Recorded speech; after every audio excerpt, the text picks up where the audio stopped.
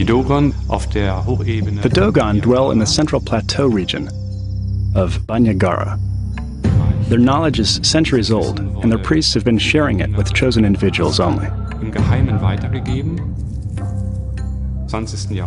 1920s, French anthropologist Griel and ethnologist Dieterlen visited the tribe and were invited to share their secrets. But one secret stood out. The Dogon claimed that their god Amma came from a specific star in the Sirius constellation, the same place where the ancient Egyptians believed their god Osiris was born.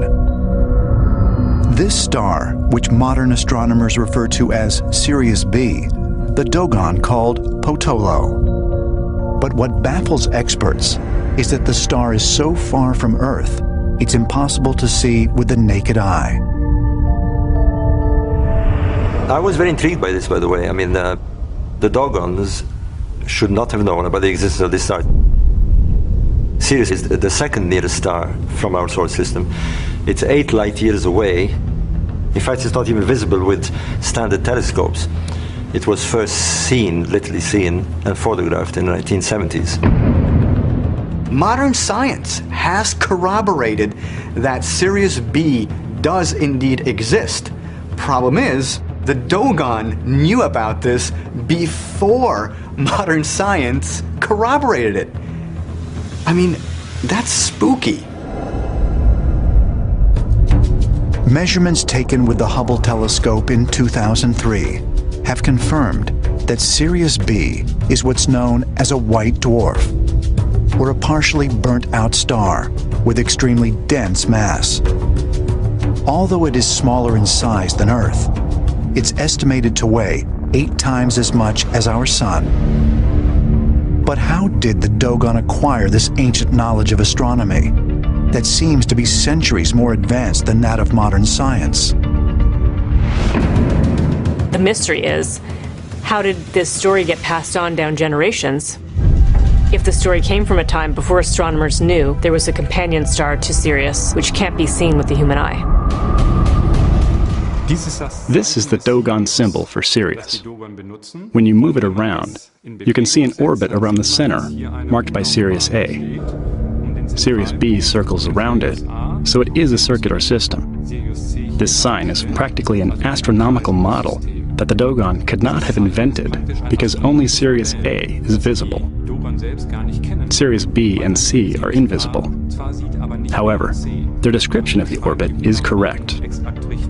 One assumption is that this god, Namo, who brought them this knowledge, could have been an extraterrestrial intelligence. Since the early 20th century, the tribe has been routinely studied and researched by anthropologists. This has led many modern historians to claim that the Dogon must have learned about astronomy from Westerners.